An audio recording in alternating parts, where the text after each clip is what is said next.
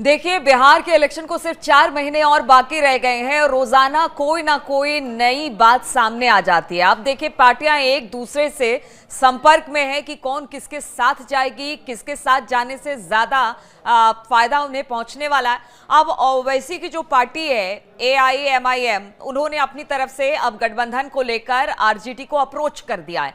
देखिए, ओवैसी और उनकी पार्टी वही पार्टी है जो विधानसभा चुनाव में 2020 के 5 सीटें लेकर आई थी, जिसमें से 4 विधायकों को आरजेडी ने चुरा लिया, यानी तोड़ दिया था। एक बची थी, 4 आरजेडी लेकर चली गई। आज देखिए, बिहार इलेक्शन एक बार फिर से होने वाला है, तो सब चीजों को दरकिनार करते हुए, क्योंकि ओवैसी इसके बाद से काफी आक्रामक आरजेडी लालू प्रसाद यादव, तेजस्वी यादव पर रहे।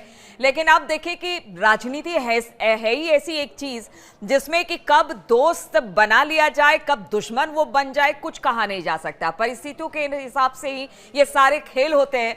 और देखिए, इस वक्त परिस्थितियां तो यही कहती है कि क्यों ना गठबंधन कर लिया जाए, क्योंकि अगर मुस्लिम वोटरों को अपनी तरफ इंटैक्ट करना है, यानी एक साथ रखना है, तो फिर कुछ पार्टियां एक साथ मिलकर लड़ेगी तो शायद ज्यादा बेहतर प्रदर्शन करेगी। और इसी को लेकर ओवैसी की पार्टी ने एक प्रस्ताव आरजेडी के सामने भेज दिया है। अब पशुपेश की स्थिति यह है कि क्या आरजेडी इसे स्वीकार करेगी या नहीं करेगी, क्योंकि दोनों की राजनीति मुस्लिम राजनीति है, ये सब जानते हैं। मुस्लिम वोट बैंक को लेकर वो लगातार राजनीति करते रहे हैं।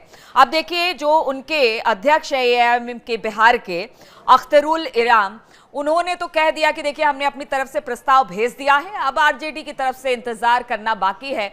लेकिन जिस मुस्लिम राजनीति की बात हम कर रहे थे, चाहे वो AIMIM हो, आरजेडी हो, कांग्रेस हो, ये तीनों ही जो पार्टियां हैं वो मुस्लिम राजनीति करती हैं। अब ऐसे में अगर ओवैसी की पार्टी को रख लिया जाएगा या गठबंधन कर दिया जाएगा तो फिर क्या हो सकता है, वो भी हम आपको बताएंगे। लेकिन खास तौर पर अगर सीमांचल की बात की जाए, बिहार के सीमांचल में अच्छी खासी दखल ओवैसी रखते हैं। 2020 की बात की जाए, उस समय सिर्फ 20 सीटों पर ही उन्होंने चुनाव लड़ा था, लेकिन प्रदर्शन आप देखिए जबरदस्त रहा था ओवैसी का।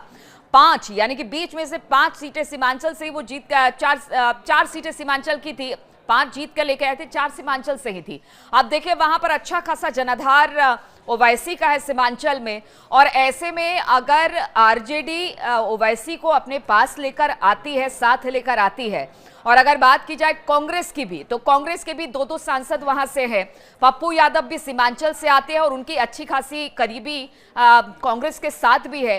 अब ऐसे में आरजेडी को ये लग रहा है कि देखिए, हमारी राजनीति भी मुसलमानों की है, मुस्लिम वोट बैंक हमारे साथ जुड़ते हैं, उससे अच्छा खासा फायदा पहुंचता है। कांग्रेस को भी ये लगता है कि मुस्लिम वोट बैंक उनके साथ इंटैक्ट रहे, कहीं और ना जाए। और ऐसे में अगर ओवैसी अंदर आते हैं तो फिर बड़ी दुविधा हो जाएगी। इसलिए आरजेडी के सामने ये बड़ा सवाल है कि क्या उनको गठबंधन में शामिल किया जाए या फिर नहीं किया जाए। इस समय अगर महागठबंधन की बात की जाए तो कौन कौन सी पार्टियां, आरजेडी, कांग्रेस, CPIML है, CPM है, CPI है, VIP और पशुपति पारस भी लाइन में, कतार में खड़े हैं कि वो भी अब महागठबंधन में शामिल हो जाए। और अब एक बार अब ओवैसी का भी प्रस्ताव सामने आ गया है। अब देखिए, इसके क्या परिणाम हो सकते हैं अगर किसी तरह से आरजेडी ओवैसी की पार्टी को महागठबंधन में शामिल करती है, तो फिर देखिए सबसे ज्यादा मुश्किल सीट बंटवारे को लेकर हो सकती है। और दूसरी बात है कि मुस्लिम का बड़ा चेहरा ओवैसी बन सकते हैं बिहार में, क्योंकि राजनीति आरजेडी भी करती है, मुस्लिम राजनीति करती है। तो 2 बड़े कारण हो गए, एक तो सीट बंटवारे में दिक्कत हो सकती है, कांग्रेस को मनाने में बड़ी परेशानी हो सकती है, क्या कांग्रेस इसको लेकर मानेगी, और साथ ही साथ आरजेडी बिल्कुल नहीं चाहती है कि जो मुसलमान का एक मुश्त वोट है वो बटे।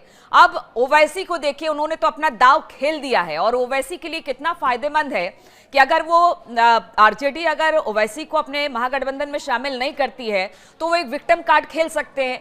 वो कह सकते हैं कि देखिए, हमने तो कोशिश की थी, हम तो एनडीए को हराने के लिए लालू प्रसाद यादव उनकी पार्टी से हाथ मिलाना चाहते थे, लेकिन देखिए उन्होंने इनकार कर दिया। तो एक सिंपैथाइज वोट भी ले सकते हैं, विक्टिम कार्ड भी खेल सकते हैं। दूसरा, वो ये चाहते हैं कि अच्छा खासा दखल बिहार में मुस्लिमों के बीच में AIMIM का रहे और ओवैसी का रहे।